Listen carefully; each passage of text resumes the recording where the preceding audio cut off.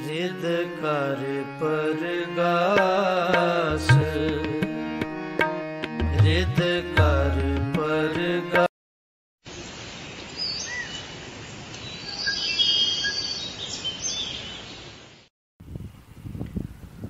ਵਾਹਿਗੁਰੂ ਜੀ ਕਾ ਖਾਲਸਾ, ਵਾਹਿਗੁਰੂ ਜੀ ਕੀ ਫਤਿਹ।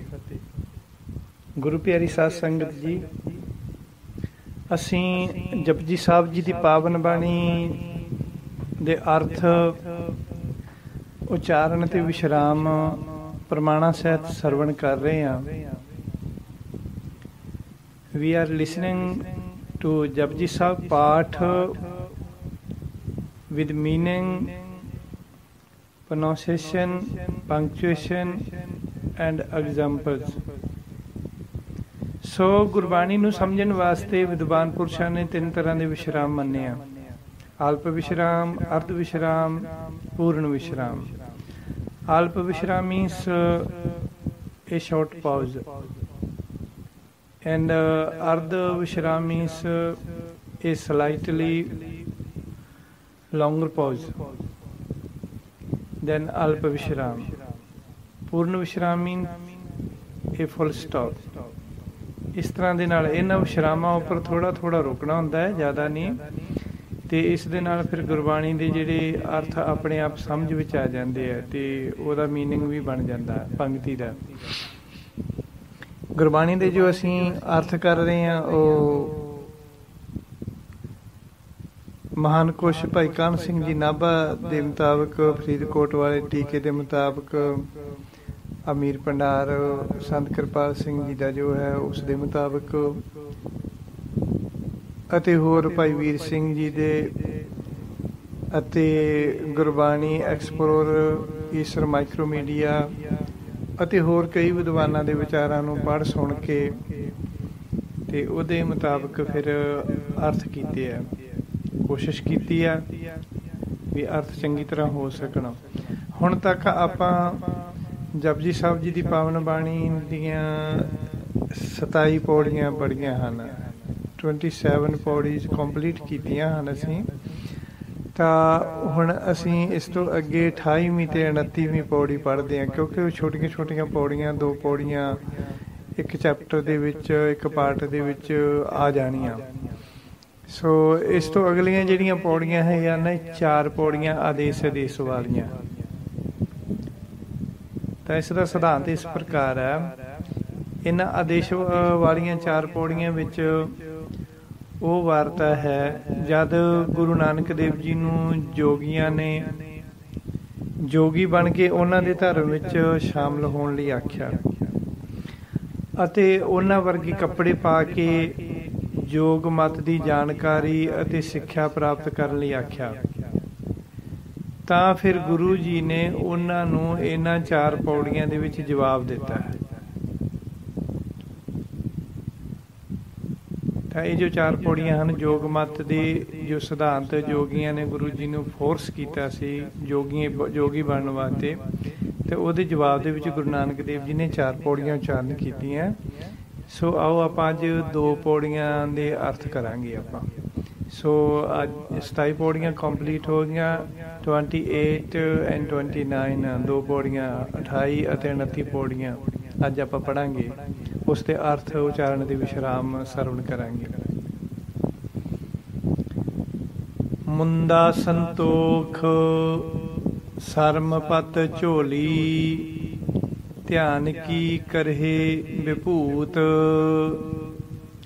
ਇਸ ਪੰਕਤੀ ਦੇ ਵਿੱਚ 2 ਵਿਸ਼ਰਾਮ ਹੈ। ਮਤਲਬ ਇਹ ਪੰਕਤੀ ਜੋ ਹੈ ਇਹਦੇ ਵਿੱਚ 3 ਗੱਲਾਂ ਕੀਤੀਆਂ ਗਈਆਂ।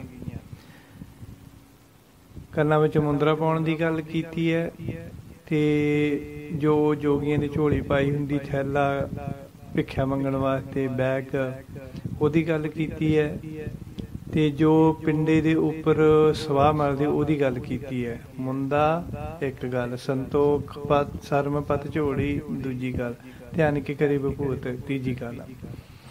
ਇੱਥੇ 2 ਵਿਸ਼ਰਾਮ ਹੈ, ਮੁੰਦਾ ਸੰਤੋਖ ਵਿਸ਼ਰਾਮ, ਸਰਮ ਪਤ ਝੋਲੀ ਵਿਸ਼ਰਾਮ, ਧਿਆਨ ਕੀ ਕਰੇ ਵਿਭੂਤ।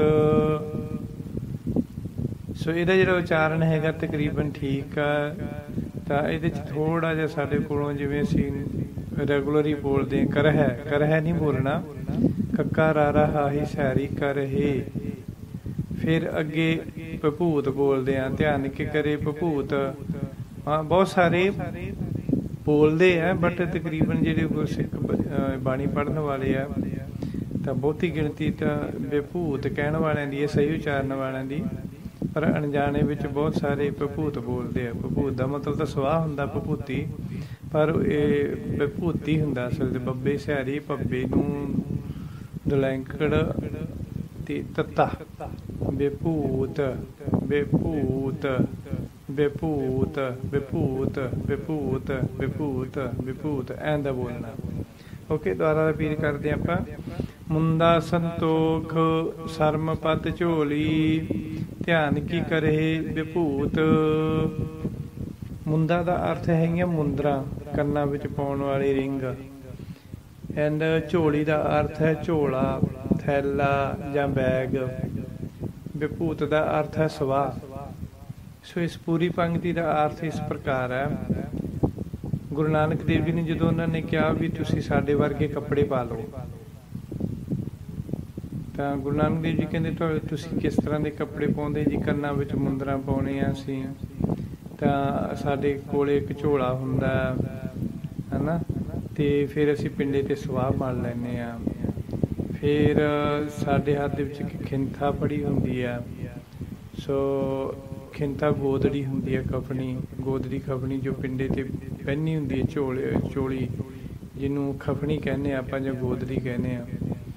ਤਾਂ ਫਿਰ ਇਸ ਤਰ੍ਹਾਂ ਦੇ ਨਾਲ ਸਾਡੇ ਹੱਥ 'ਚ ਡੰਡਾ ਫੜਿਆ ਹੁੰਦਾ ਹੈ ਨਾ। ਉਹ ਸਾਰੀਆਂ ਰੀਤੀਆਂ ਜਦੋਂ ਗੁਰੂ ਨਾਨਕ ਦੇਵ ਜੀ ਨੇ ਦੱਸੀਆਂ, ਤਾਂ ਇਹਦੇ ਵਿੱਚ ਫਿਰ ਗੁਰੂ ਨਾਨਕ ਦੇਵ ਜੀ ਉਹਨਾਂ ਨੂੰ ਜਵਾਬ ਦਿੰਦੇ ਆ।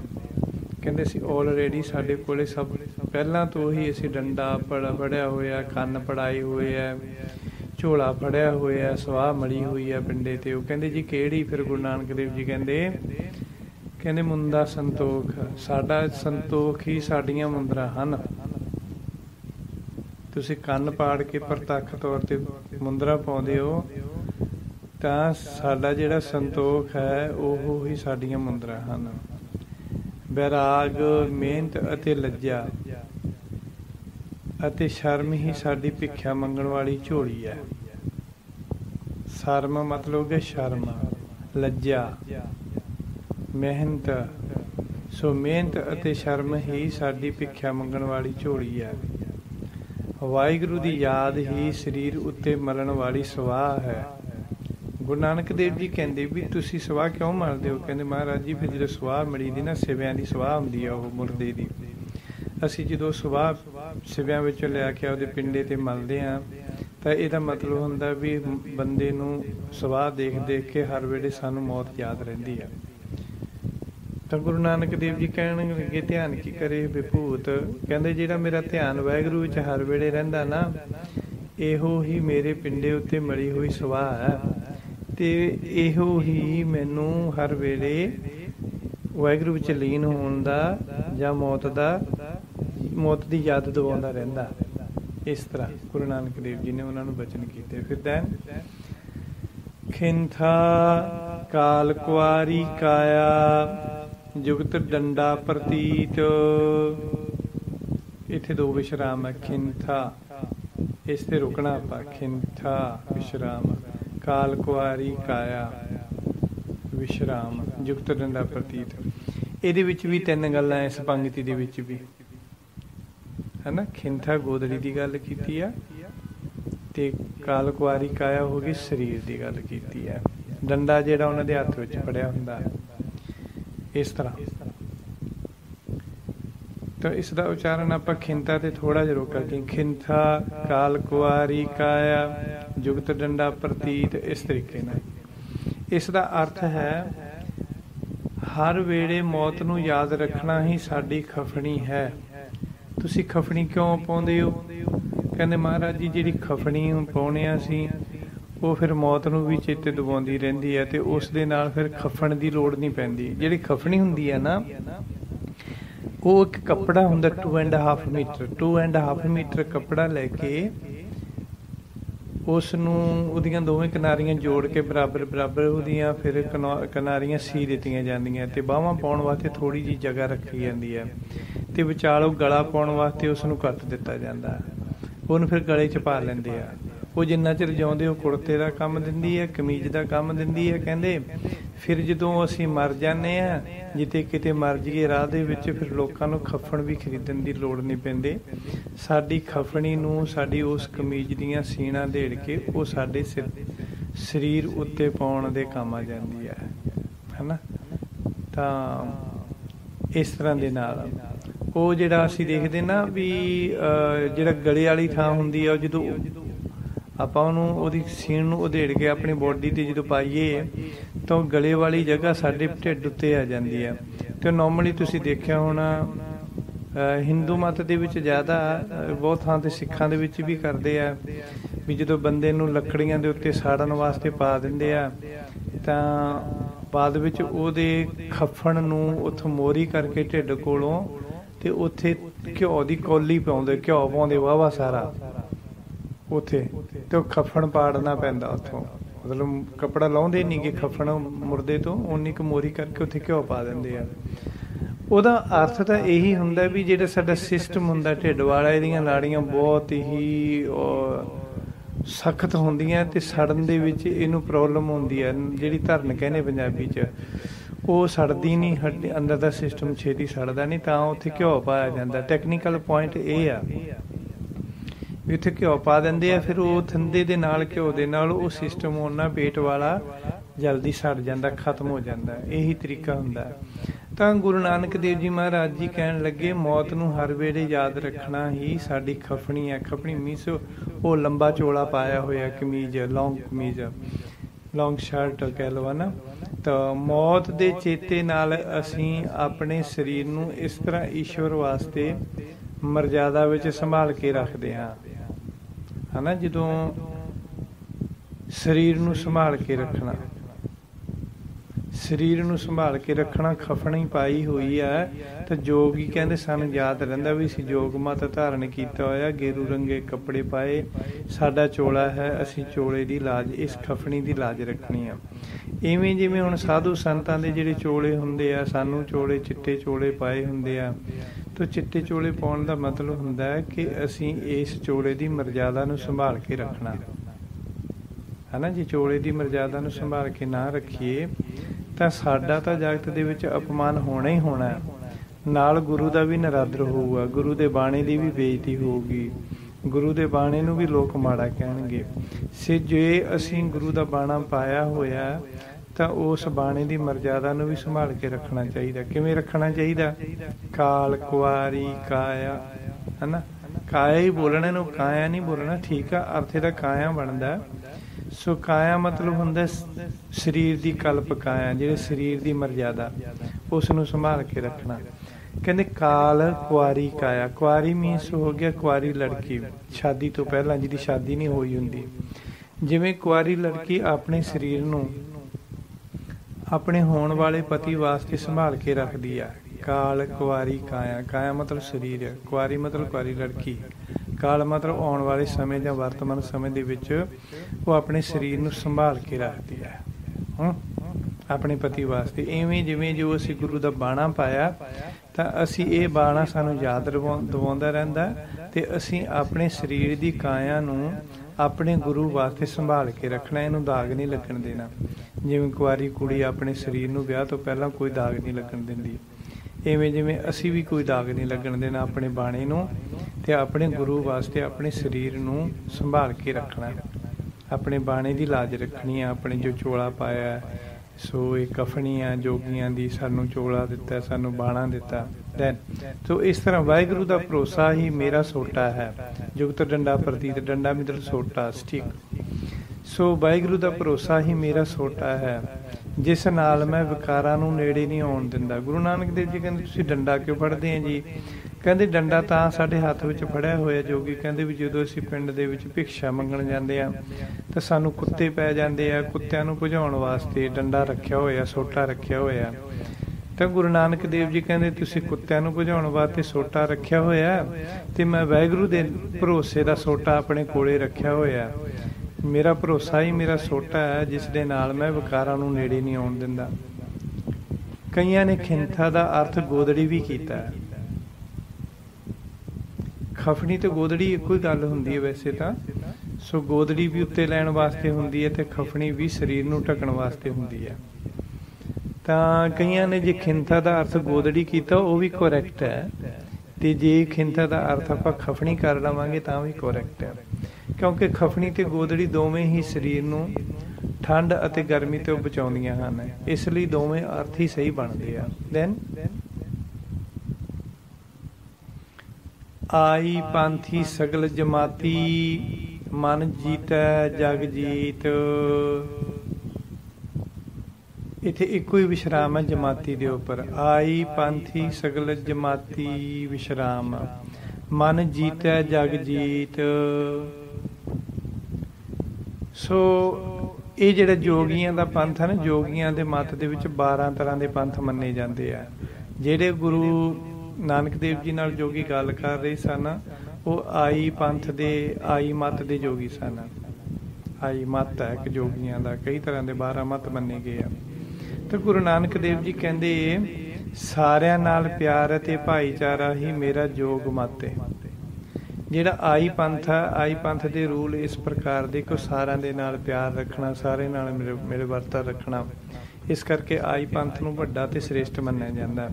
ਤੇ ਗੁਰੂ ਨਾਨਕ ਦੇਵ ਜੀ ਕਹਿੰਦੇ ਆਈ ਪੰਥੀ ਸਗਲ ਜਮਾਤੀ, ਕਹਿੰਦੇ ਸਾਰਿਆਂ ਨਾਲ, ਸਗਲ ਜਮਾਤੀ ਮਤਲਬ ਸਾਰੀਆਂ ਜਮਾਤਾਂ ਦੇ, ਸਾਰੀਆਂ ਜਾਤਾਂ ਦੇ, ਸਾਰੀ ਤਰ੍ਹਾਂ ਦੇ ਲੋਕਾਂ ਦੇ ਨਾਲ ਭਾਈਚਾਰਾ ਰੱਖਣਾ ਹੀ ਮੇਰਾ ਯੋਗ ਹੈ। ਤੁਸੀਂ ਯੋਗ ਨੂੰ ਆਪਣਾ ਇੱਕ ਲਿਮਟ ਦੇ ਵਿੱਚ ਰੱਖਿਆ, ਪਰ ਮੈਂ ਸਾਰਿਆਂ ਦੇ ਨਾਲ ਪਿਆਰ ਕਰਦਾ, ਇਹ ਮੇਰਾ ਯੋਗ ਮਤ ਹੈ, ਇਹ ਮੇਰਾ ਆਈ ਪੰਥ ਹੈ।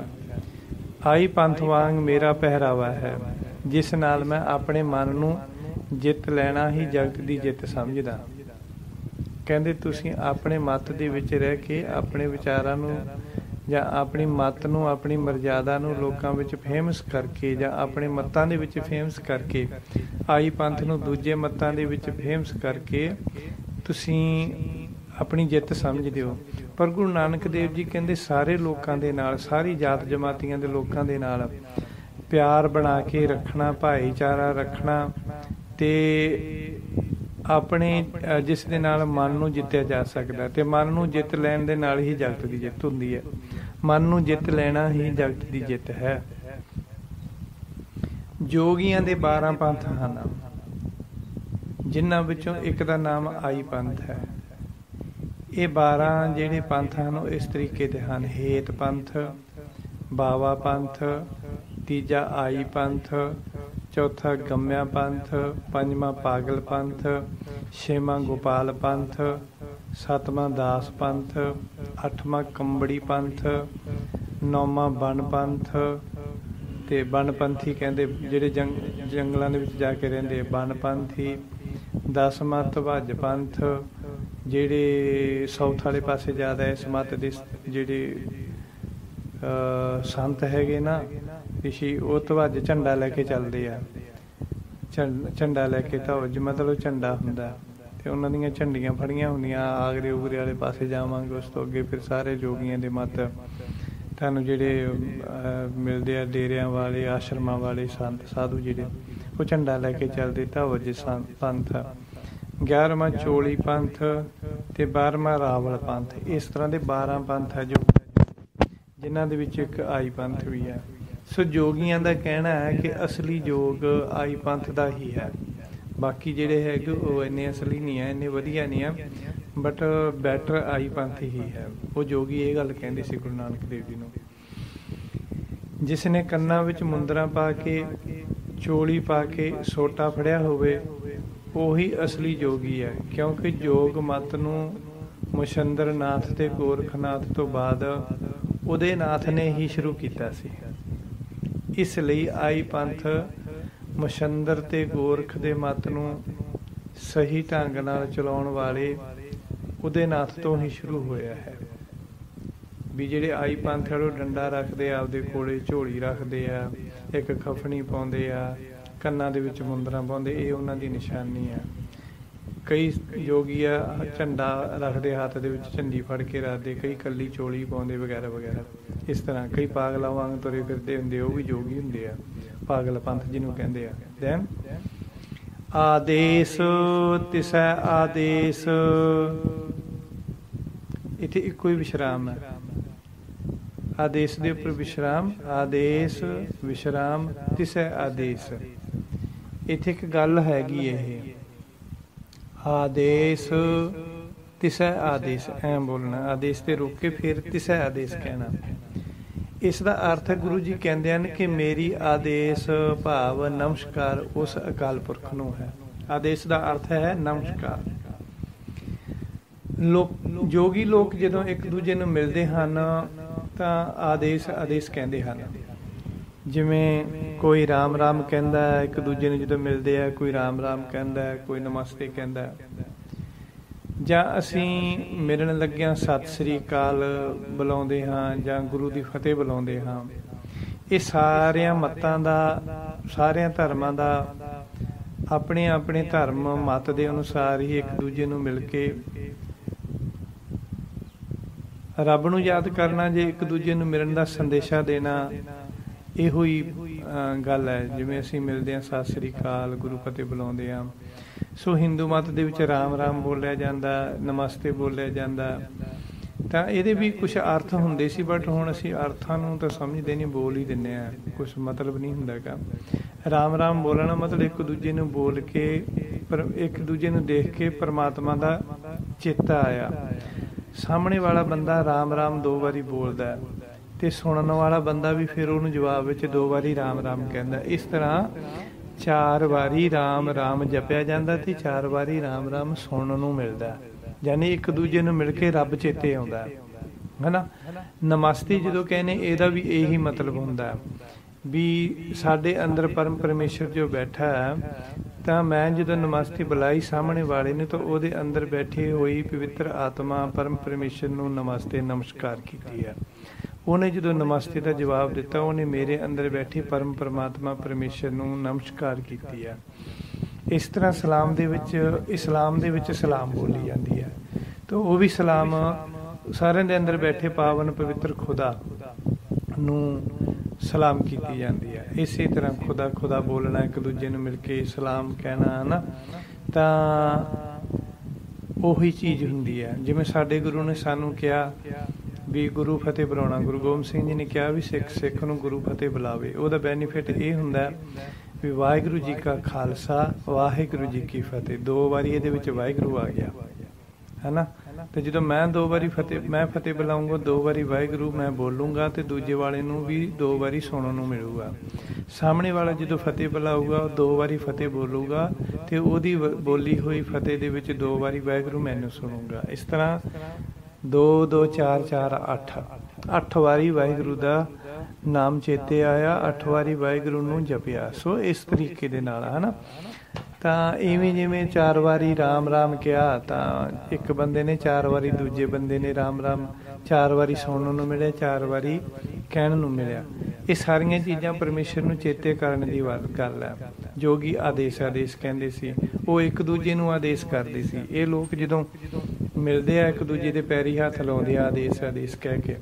ਪਰ ਗੁਰੂ ਨਾਨਕ ਦੇਵ ਜੀ ਕਹਿੰਦੇ ਹੇ ਭਾਈ, ਜਿਹੜੀ ਮੇਰੀ ਨਮਸਕਾਰ ਹੈ ਨਾ, ਉਹ ਅਕਾਲ ਪੁਰਖ ਨੂੰ ਹੈ, ਕਿਸੇ ਬੰਦੇ ਨੂੰ ਨਹੀਂ।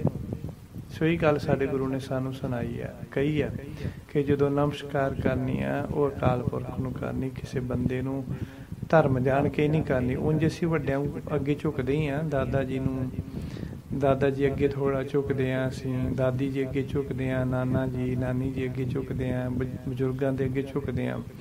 ਉਹ ਝੁਕਣਾ ਡਿਫਰੈਂਟ ਗੱਲ ਹੈ, ਉਹ ਵੱਡਿਆਂ ਦੇ ਸਤਿਕਾਰ ਦੇ ਵਿੱਚ ਝੁਕਣ ਵਾਲੀ ਗੱਲ ਹੈ। ਪਰ ਗੁਰੂ ਜੀ ਕਹਿੰਦੇ, ਗੁਰੂ ਪਰਮੇਸ਼ਰ ਮੰਨ ਕੇ ਮੈਂ ਕਿਸੇ ਅੱਗੇ ਝੁਕਦਾ ਨਹੀਂ, ਉਹ ਮੇਰੀ ਨਮਸਕਾਰ ਸਿਰਫ ਅਕਾਲ ਪੁਰਖ ਅੱਗੇ ਹੈ। ਦੈਨ ਆਦ ਅਨੀਲ ਅਨਾਦ ਅਨਾਹਤ ਜੁਗ ਜੁਗ ਏਕੋ ਵੇਸ, ਇੱਥੇ ਵੀ ਇੱਕੋ ਹੀ ਵਿਸ਼ਰਾਮ ਹੈ ਅਨਾਹਤ ਦੇ ਉੱਪਰ। ਆਦ ਅਨੀਲ ਅਨਾਦ ਅਨਾਹਤ जुग जुग एको वेस। सो ਇਹਦਾ ਉਚਾਰਨ ਬਿਲਕੁਲ ਸਹੀ ਹੈ, ਠੀਕ ਹੈ, ਇਹਦੇ ਵਿੱਚ ਕੁਝ ਵੀ ਆਪਾਂ ਨੂੰ ਕਮੈਂਟ ਕਰਨ ਦੀ ਜ਼ਰੂਰਤ ਨਹੀਂ ਹੈ। ਸੋ ਗੁਰੂ ਨਾਨਕ ਦੇਵ ਜੀ ਮਹਾਰਾਜ ਜੀ ਕਹਿੰਦੇ ਵੀ ਮੇਰੀ ਜਿਹੜੀ ਆਦੇਸ਼ ਭਾਵ ਨਮਸਕਾਰ ਹੈ ਉਹ ਕਿਸ ਨੂੰ ਹੈ? ਕਹਿੰਦੇ ਜਿਹੜੀ ਮੇਰੀ ਆਦੇਸ਼ ਜਾਂ ਨਮਸਕਾਰ ਹੈ ਉਸ ਨੂੰ ਹੈ ਜੋ ਮੁੱਢਲਾ ਹੈ, ਮੁੱਢ ਤੋਂ ਹੀ ਹੈ, ਸ਼ੁਰੂ ਤੋਂ ਹੀ ਹੈ, ਜੋ ਗਿਣਤੀ ਤੋਂ ਬਾਹਰ ਹੈ, ਜੋ ਆਰੰਭ ਰਹਿਤ ਭਾਵ ਜਿਸ ਦੇ ਆਦਿ ਅੰਤ ਦਾ ਕੋਈ ਪਤਾ ਨਹੀਂ, ਜੋ ਅਵਿਨਾਸ਼ੀ ਹੈ, ਨਾਸ਼ ਤੋਂ ਰਹਿਤ ਹੈ, ਜੋ ਸਾਰੇ ਯੁਗਾਂ ਵਿੱਚ ਇੱਕੋ ਜਿਹੇ ਲਿਬਾਸ ਅਤੇ ਭੇਖ ਵਾਲਾ ਹੈ ਅਤੇ ਆਪਣੀ ਮਰਜ਼ਾਦਾ ਨੂੰ ਕਾਇਮ ਰੱਖਦਾ ਹੈ।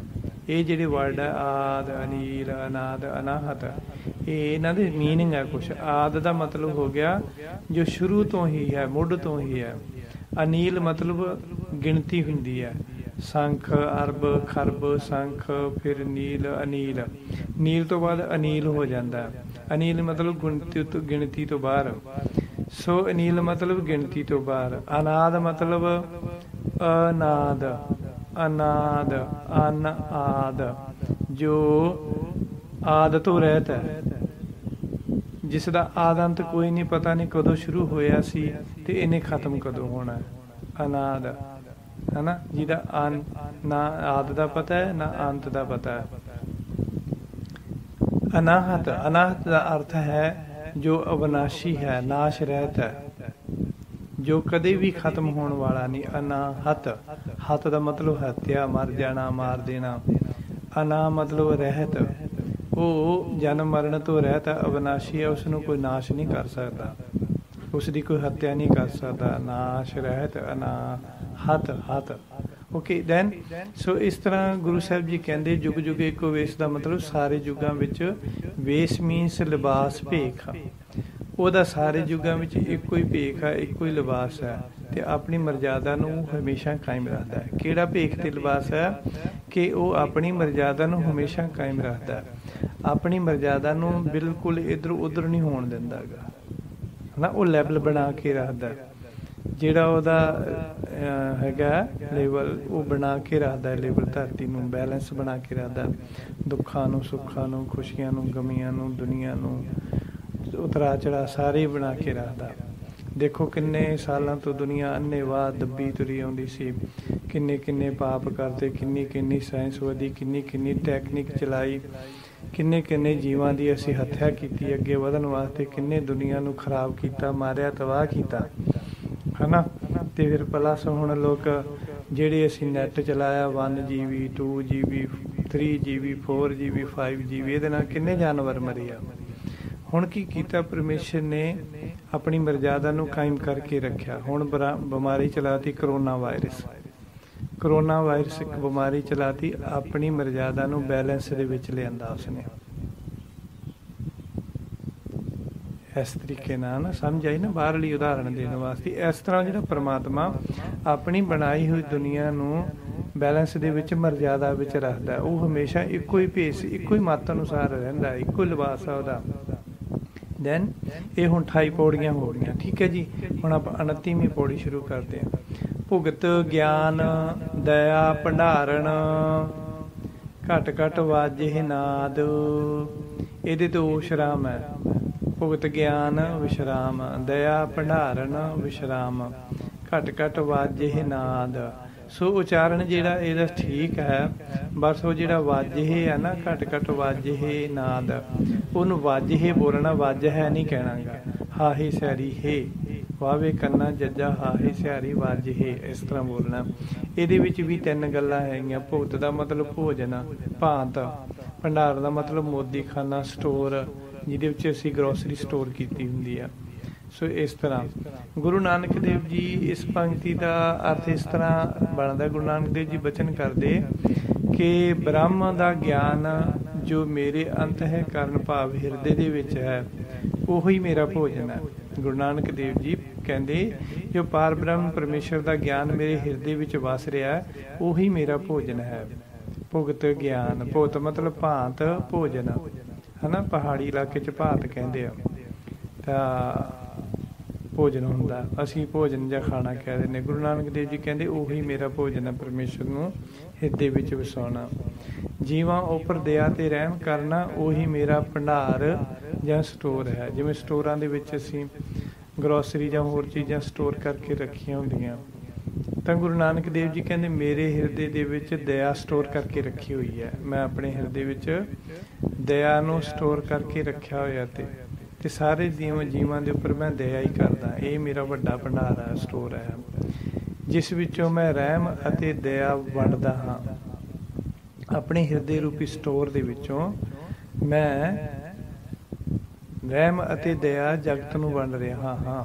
ਵਾਹਿਗੁਰੂ ਦੇ ਨਾਮ ਦਾ ਰਾਗ ਨਾਦ ਘਟ ਘਟ ਵਾਜੇ ਨਾਦ, ਮਤਲਬ ਵਾਹਿਗੁਰੂ ਦੇ ਨਾਮ ਦਾ ਰਾਗ ਨਾਦ ਜੋ ਹਰ ਇੱਕ ਦੇ ਦਿਲ ਅੰਦਰ ਵੱਜਦਾ ਹੈ, ਉਸ ਨੂੰ ਮੈਂ ਸੁਣਦਾ ਹਾਂ ਅਤੇ ਜੋ ਮੇਰੇ ਅੰਦਰ ਵੱਜਦਾ ਹੈ ਮੈਂ ਉਹ ਲੋਕਾਂ ਨੂੰ ਸੁਣਾਉਂਦਾ ਹਾਂ। ਦੈਨ ਆਪ ਨਾਥ ਨਾਥੀ ਸਭ ਜਾ ਕੀ ਰਿੱਧ ਸਿੱਧ ਅਵਰਾ ਸਾਧ। ਹੁਣ ਸਾਧ ਕਹਿਣਾ, ਸੱਸੇ ਕੰਨਾ ਦੱਦਾ ਸਾਧ, ਸਾਧ ਨਹੀਂ ਕਹਿਣਾ। ਓਕੇ, ਸੋ ਇਸ ਪੰਕਤੀ ਦੇ ਵਿੱਚ ਵੀ ਦੋ ਵਿਸ਼ਰਾਮ ਹੈ। ਆਪ ਨਾਥ ਵਿਸ਼ਰਾਮ, ਨਾਥੀ ਸਭ ਜਾ ਕੀ ਵਿਸ਼ਰਾਮ, ਰਿੱਧ ਸਿੱਧ ਅਵਰਾ ਸਾਧ। ਸਾਧ ਦਾ ਮਤਲਬ ਕਿ ਸਵਾਦ ਹੈ। ਸੋ ਇਸ ਤਰ੍ਹਾਂ ਇਸ ਪੰਕਤੀ ਦਾ ਅਰਥ ਹੈ, ਇਹ ਜਿਹੜੇ ਵਿਸ਼ਰਾਮ ਹੁੰਦੇ ਆ ਨਾ, ਦੋ ਵਿਸ਼ਰਾਮ ਜਦੋਂ ਆ ਜਾਂਦੇ, ਪੂਰਾ ਨਹੀਂ ਰੁਕਣਾ ਹੁੰਦਾ, ਥੋੜਾ ਰੁਕਣਾ ਹੁੰਦਾ। ਤਾਂ ਨੋਰਮਲੀ ਅਸੀਂ ਗੁਰਬਾਣੀ ਇੱਦਾਂ ਹੀ ਪੜ੍ਹਦੇ ਹਾਂ ਨਾ, ਥੋੜਾ ਰੁਕ ਕੇ ਆਪਣੇ ਆਪ ਵਿਸ਼ਰਾਮ ਬਣ ਜਾਂਦੇ। ਪਰ ਕਈਆਂ ਨੂੰ ਵਿਸ਼ਰਾਮ ਨਹੀਂ ਲਾਉਣੇ ਆਉਂਦੇ, ਤਾਂ ਫਿਰ ਗੱਲ ਮਿਕਸ ਹੋ ਜਾਂਦੀ ਹੈ, ਉਹ ਗੱਲ ਦਾ ਕੋਈ ਮੀਨਿੰਗ ਨਹੀਂ ਬਣਦਾ। ਇਸ ਕਰਕੇ ਇਹ ਆਪਾਂ ਗੁਰਬਾਣੀ ਦੀਆਂ ਉਚਾਰਨ ਵਿਸ਼ਰਾਮ ਦੀਆਂ ਕਲਾਸਾਂ ਦੇ ਰਹੇ ਹਾਂ, ਤਾਂ ਕਿ ਗੁਰਬਾਣੀ ਦਾ ਸਾਨੂੰ ਕਿੱਥੇ ਰੁਕਣਾ, ਕਿੱਥੇ ਅੱਗੇ ਵਧਣਾ, ਕਿੰਨਾ ਕੁ ਰੁਕਣਾ, ਜ਼ਿਆਦਾ ਰੁਕਣਾ, ਥੋੜ੍ਹਾ ਰੁਕਣਾ, ਇਹ ਗੱਲ ਆਪਾਂ ਸਿੱਖ ਰਹੇ ਹਾਂ। ਸੋ ਆਪ ਨਾਥ ਨਾਥੀ ਸਭ ਜਾ ਕੀ ਰਿੱਧ ਸਿੱਧ ਅਵਰਾ ਸਾਧ।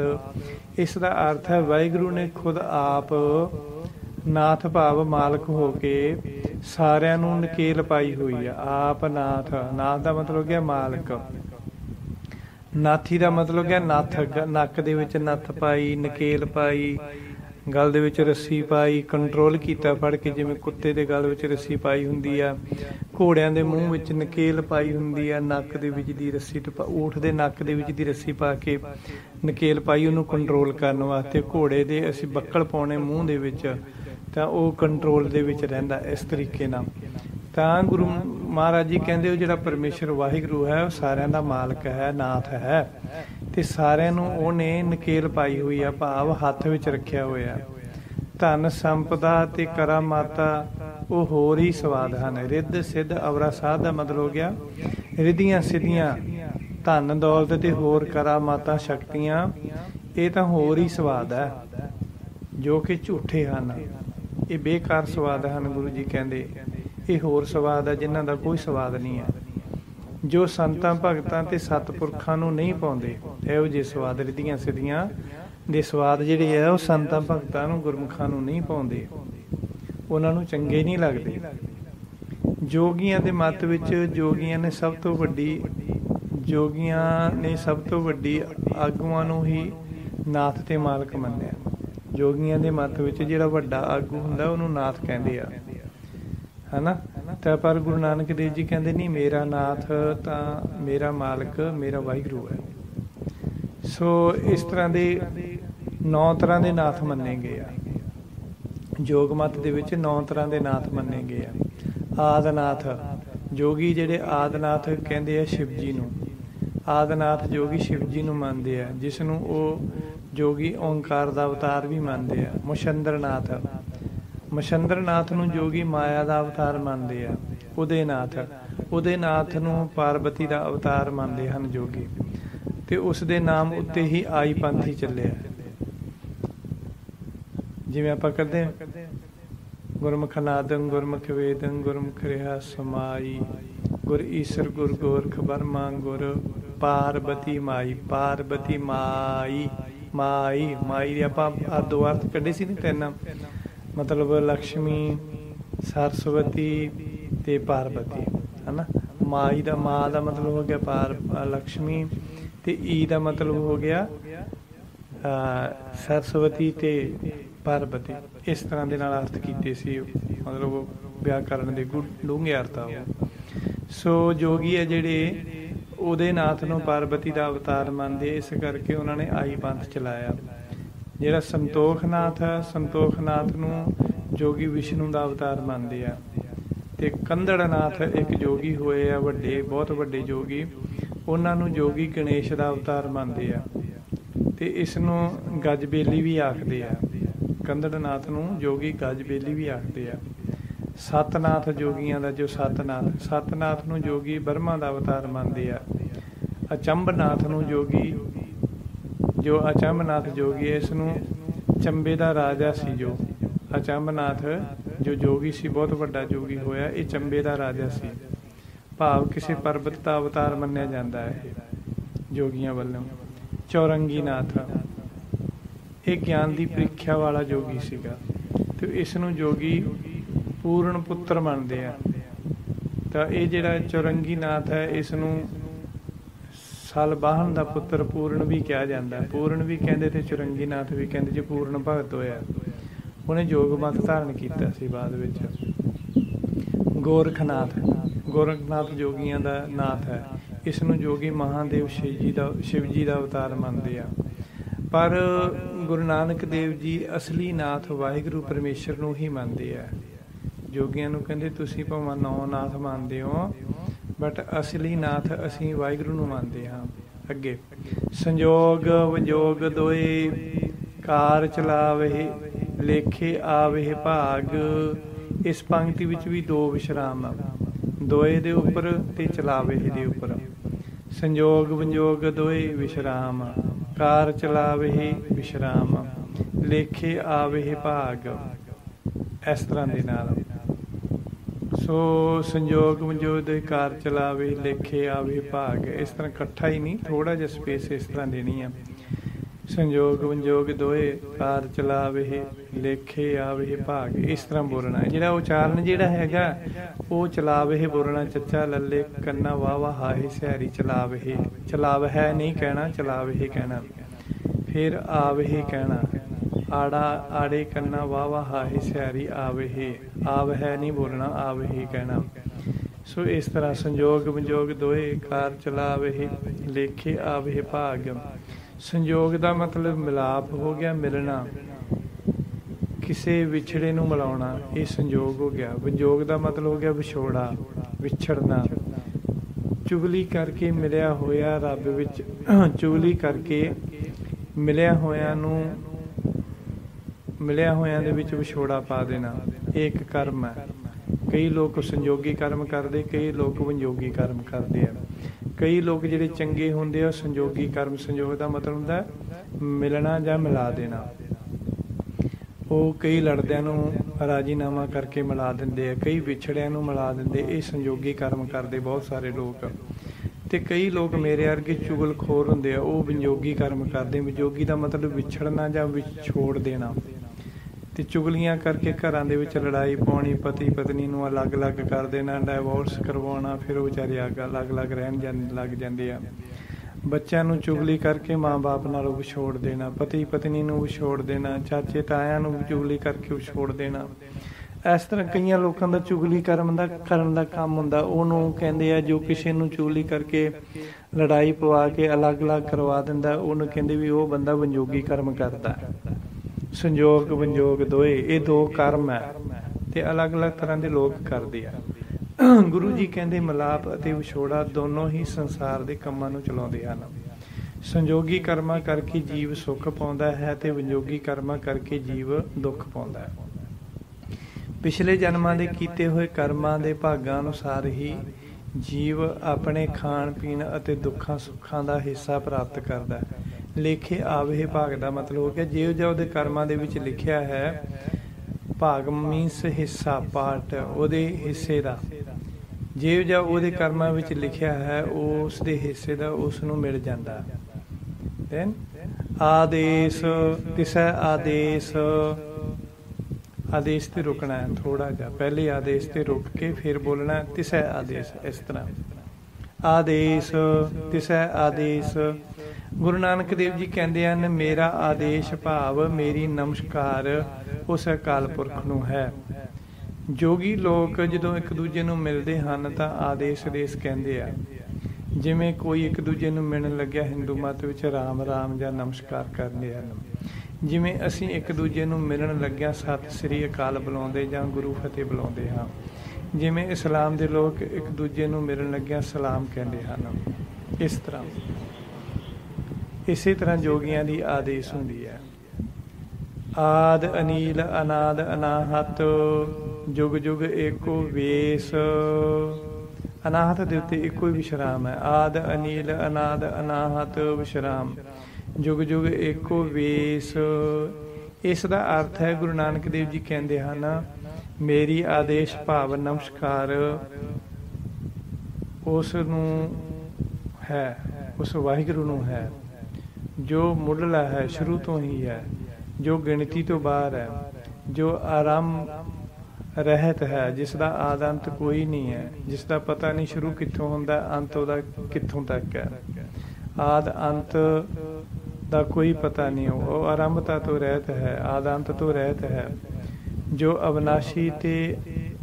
ਅਵਿਨਾਸ਼ੀ ਹੈ ਤੇ ਨਾਸ਼ ਰਹਿਤ ਹੈ, ਕਦੀ ਮਰਦਾ ਜਿਉਂਦਾ ਨਹੀਂ ਆ, ਉਸ ਨੂੰ ਕੋਈ ਨਾਸ਼ ਨਹੀਂ ਕਰ ਸਕਦਾ, ਜੋ ਸਾਰੇ ਯੁਗਾਂ ਵਿੱਚ ਇੱਕੋ ਜਿਹੇ ਲਿਬਾਸ ਅਤੇ ਭੇਖ ਵਾਲਾ। ਵੇਸ ਦਾ ਮਤਲਬ ਲਿਬਾਸ ਤੇ ਭੇਖ, ਜੋ ਆਪਣੀ ਮਰਜ਼ਾਦਾ ਨੂੰ ਹਮੇਸ਼ਾ ਕਾਇਮ ਰੱਖਦਾ ਹੈ, ਜੋ ਉਸਨੇ ਮਰਜ਼ਾਦਾ ਬਣਾਈ ਪਰਮੇਸ਼ਰ ਨੇ, ਜੀਵਾਂ ਨੂੰ, ਕਿਹੜੇ ਜੀਵਾਂ ਨੂੰ ਕਿਵੇਂ ਪਾਲਣਾ ਹੈ, ਕਿਹੜੇ ਜੀਵ ਨੂੰ ਕਿੱਥੇ ਪੈਦਾ ਕਰਨਾ ਹੈ, ਕਿਹੜੀ ਬਨਸਪਤੀ ਕਿੱਥੇ ਪੈਦਾ ਹੁੰਦੀ, ਕਿਹੜੇ ਫਲ ਫਰੂਟ ਕਿੱਥੇ ਪੈਦਾ ਕਰਨੇ ਹਨ। ਬਹੁਤ ਸਾਰੇ ਫਲ ਫਰੂਟ ਜੋ ਹਨ ਉਹ ਜਿਹੜੀ ਕੰਟਰੀ ਦੇ ਵਿੱਚ ਪੈਦਾ ਹੁੰਦੇ ਦੂਜੀ ਕੰਟਰੀ 'ਚ ਪੈਦਾ ਨਹੀਂ ਹੁੰਦੇ ਗੇ। ਬਹੁਤ ਸਾਰੇ ਫਲ ਹਨ ਇਸੇ ਤਰ੍ਹਾਂ ਦੇ ਨਾਲ, ਕਿਸੇ ਦੇਸ਼ ਵਿੱਚ ਹੁੰਦੇ, ਕਿਸੇ ਦੇਸ਼ ਵਿੱਚ ਨਹੀਂ ਹੁੰਦੇ। ਇਹ ਉਹਦੀ ਮਰਜ਼ਾਦਾ ਹੈ, ਆਪਣੀ ਮਰਜ਼ਾਦਾ ਨੂੰ ਹਮੇਸ਼ਾ ਕਾਇਮ ਰੱਖਦਾ ਹੈ। ਇਸ ਤਰੀਕੇ ਦੇ ਨਾਲ ਜੀਵਾਂ ਦੀ ਸਾਂਭ ਸੰਭਾਲ ਕਰਕੇ ਉਹਨਾਂ ਦੇ ਤਰੀਕੇ ਅਨੁਸਾਰ ਖਾਣਾ ਦੇਣਾ, ਉਹਨਾਂ ਦਾ ਰਹਿਣ ਸਹਿਣ ਨੂੰ ਦੇਣਾ, ਦੁੱਖ ਸੁੱਖ ਸਾਰੀਆਂ ਚੀਜ਼ਾਂ ਦਾ ਹੀ ਮਰਜ਼ਾਦਾ ਵਾਹਿਗੁਰੂ ਬਣਾ ਕੇ ਰੱਖਦਾ ਹੈ। ਜੁਗ ਜੁਗ ਏਕੋ ਵੇਸ। ਸੋ ਇਸ ਤਰ੍ਹਾਂ ਉਹ ਜੋ ਪਰਮਾਤਮਾ। ਇੱਥੋਂ ਤੱਕ ਆਪਾਂ ਜਪਜੀ ਸਾਹਿਬ ਜੀ ਦੀ ਪਾਵਨ ਬਾਣੀ ਦੀਆਂ 29 ਪੌੜੀਆਂ ਦੇ ਅਰਥ, ਉਚਾਰਨ ਅਤੇ ਵਿਸ਼ਰਾਮ ਸਰਵਣ ਕੀਤੇ ਹਨ। ਹੁਣ ਤੱਕ ਆਪਾਂ 29 ਪੌੜੀਜ਼ ਕੰਪਲੀਟ ਕਰ ਲਈਆਂ ਹਨ ਤੇ ਇਸ ਤੋਂ ਅੱਗੇ ਦੀਆਂ ਜੋ ਪੌੜੀਆਂ ਆਪਾਂ ਅਗਲੇ ਪਾਰਟ ਦੇ ਵਿੱਚ ਸੁਣਾਂਗੇ ਜੀ। ਵਾਹਿਗੁਰੂ ਜੀ ਕਾ ਖਾਲਸਾ, ਵਾਹਿਗੁਰੂ ਜੀ ਕੀ ਫਤਿਹ।